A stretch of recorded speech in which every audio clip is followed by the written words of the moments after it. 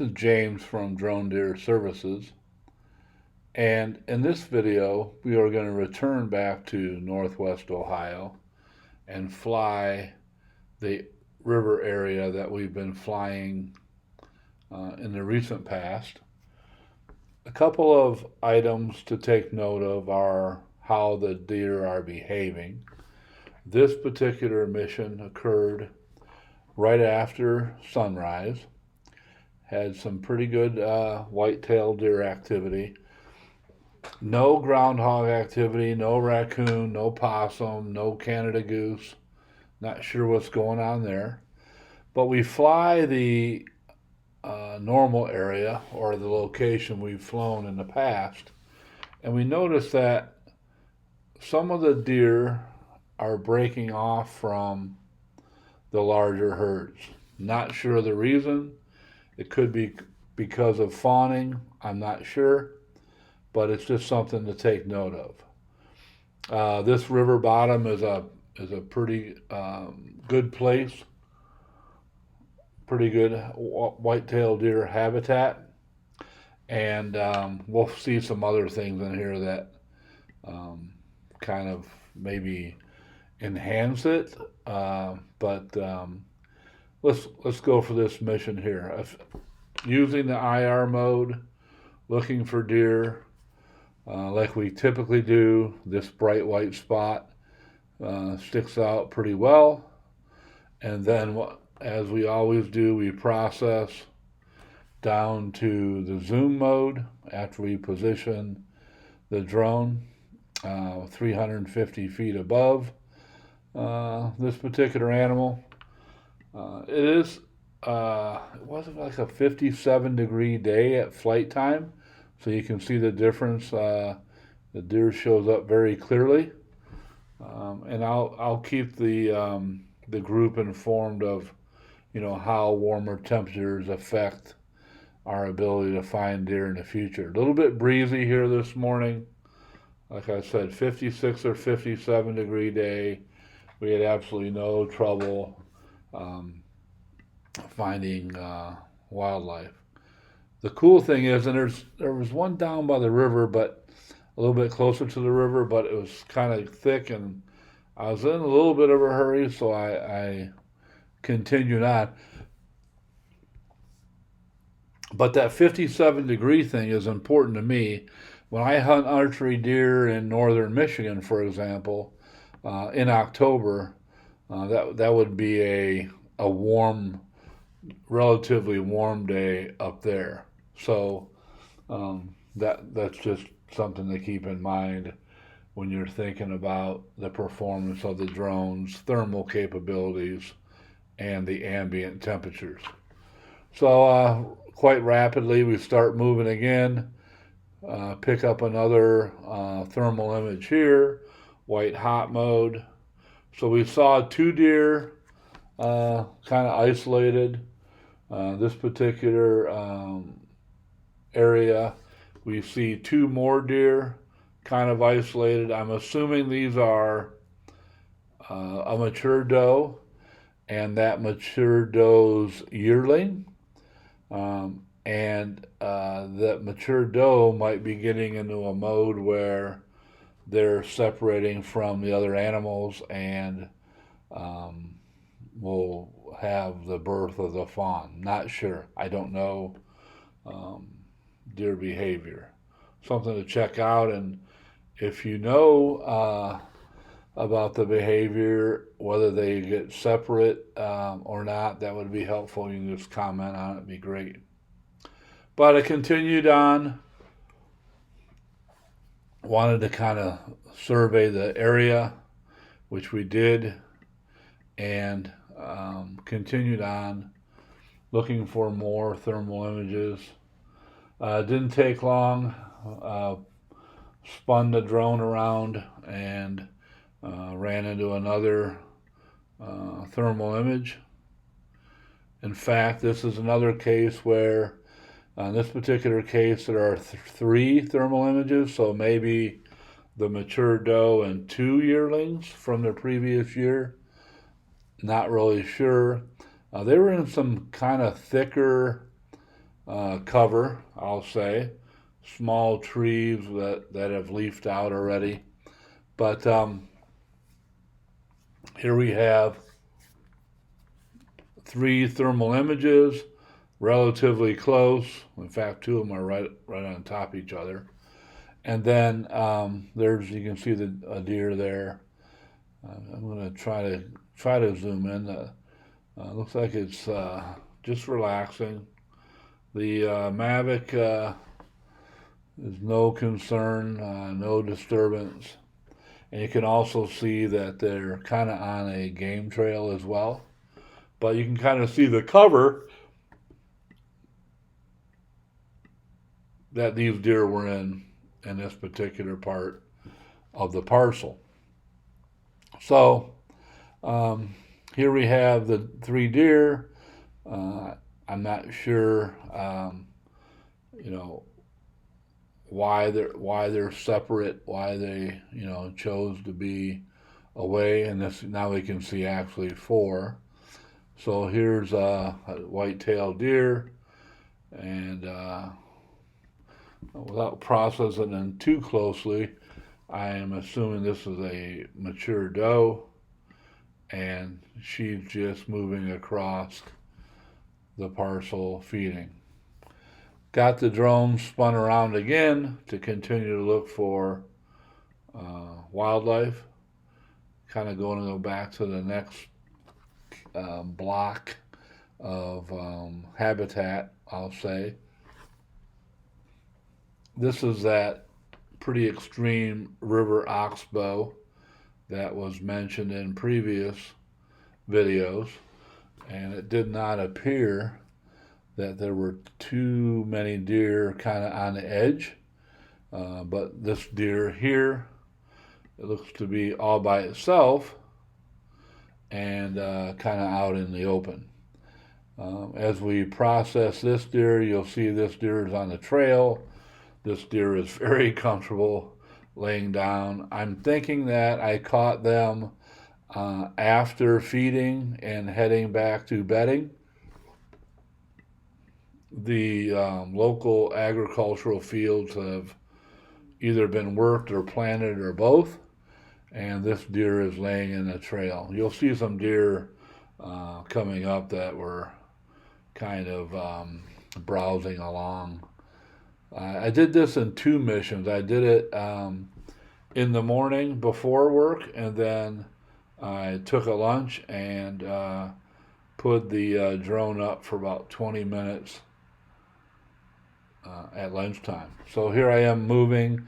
You can see quite a number of deer here in the, I guess, the separation point between the 2 parcels. In fact, that's a pretty cool grouping of at least 5. You get some close-ups on them, and every one of these deer are just relaxing. So that's what I'm going to make the assumption that they've eaten and now they're just relaxing.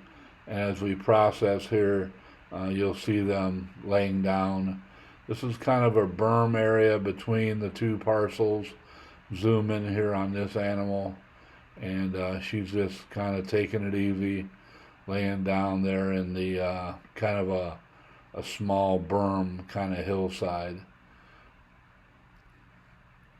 I try to process these deer individually so you can kind of get a glimpse and see their posture and what they're doing.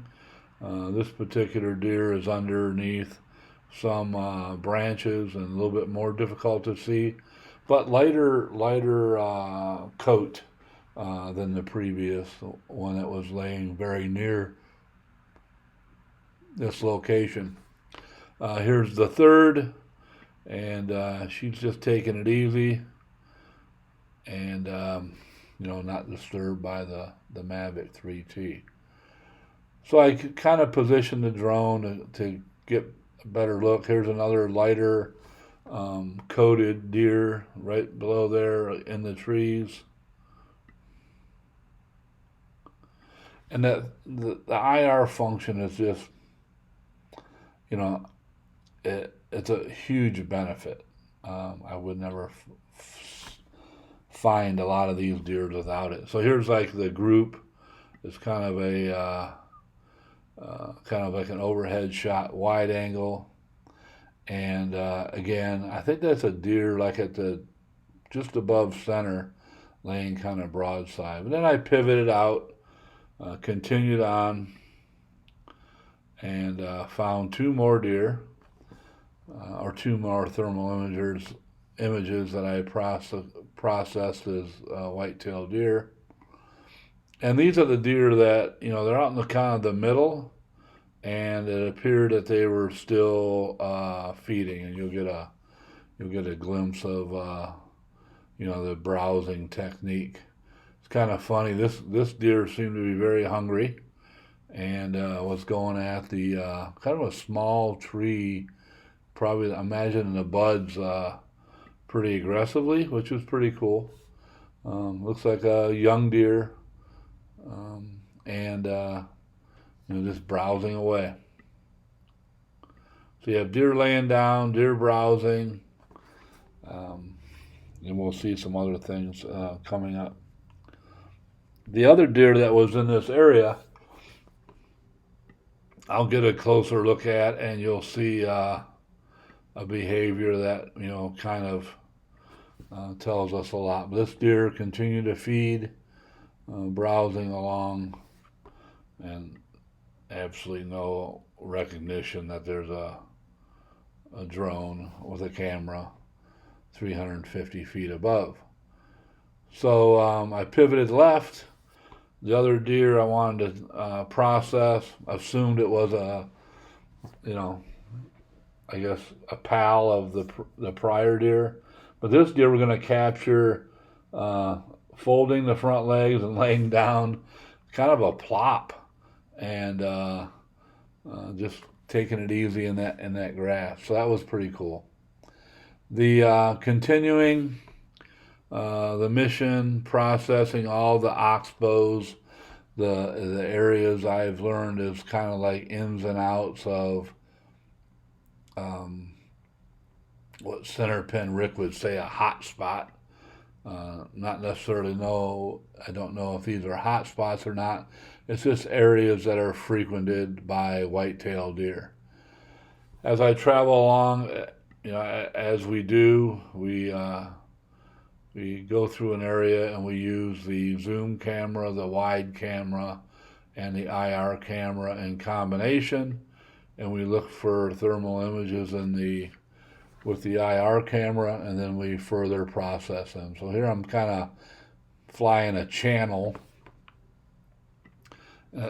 It's what I would call as a dead channel. I spent a lot of time on a river that had some, I guess, it had straightening throughout the years. But this particular river looks like it had some dead channels. Shout out to Lloyd Edward, who I spent a lot of time in the rivers just exploring. Here's another deer just laying down. Much like a dog, the legs are folded up, the head is up, the head's not down, but very comfortable, enjoying this particular morning.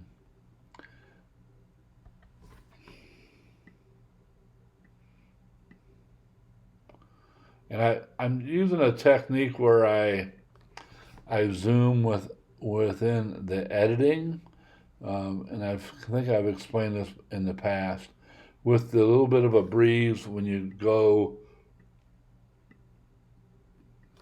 long distance zooming, you'll get a little bit of refocusing that's happening. Here's another deer kind of laying in those kind of taller shrubs or bushes or vegetation, and kind of get a glimpse of the light tan color there. But deer were very comfortable and just taking it easy. I continued on the mission, processing further areas, and getting to know the kind of layout and the changes in the deer movement here. cloudy day, and like I said, 56 degrees. It rained overnight, and then was going to rain later in the day, but not much, a couple hours of light rain. But this kind of gives you an idea of the ag field work that's happened. The farmers get out there with machinery and then wind up planting. Whether that changes the deer's behavior and movement, not sure. I imagine it would, but I'm not going to make that call. Just providing the information that as I saw it. Here's another worked ag field right next to a what I call a CRP, Conservation Reserve Program field, where the farmer would put it into that condition and not plant it. Then ran into a pretty interesting thing coming up. Looks like a spaceship, but this is actually a deer feeder. Not sure why it's camouflaged the way it is, unless we don't want things from above to see it. But in this particular case, it showed up pretty easily with the Mavic 3T. I pivoted around, didn't need to linger there very long. Kind of get to another ag setup and a private residence, thermal image, thermal signature in the backyard, and another spaceship looking thing. So maybe the deer are being fed in this particular area, and that's why they're kind of hanging out. Spun it around and kind of sped up the video here in editing, and there wouldn't be a focusing issue. But just to show you an interesting thing, this is kind of a drainage here. This area they tile the fields to get the water off them in the spring. There's kind of like a pond. Looks to me like a little garden there, and just attraction for wildlife. Pretty nice home here. It's rural Ohio, and there's hardworking folks, and they take a lot of pride in their residences, and that was one of them. Flying back across the area of concentration for deer, and further processing, looking for thermal signatures in this piece.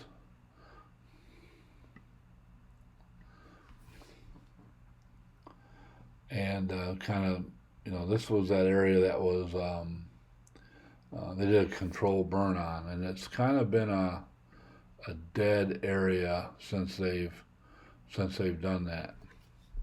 Not a lot of activity. They got rid of the geese. I haven't seen a groundhog in this area, and the deer, for whatever reason, don't frequent it. Heading back to the launch site here. It'll be a familiar location to folks that have seen the videos prior. But, I want to emphasize we can help out. Contact us. I'm very flexible. I want to learn, different reasons to fly the drone, provide some information to folks about their property or about their hunting area, and even wildlife photography or wildlife counts. If you have a coyote issue in your area, the drone is perfect to kind of process that and see how bad that really is. But as I come in for a landing, we're here to help. We want to learn, just different missions will give us more practice. And we're going to put this drone down and close out the video. But thank you very much. Please consider liking and subscribing.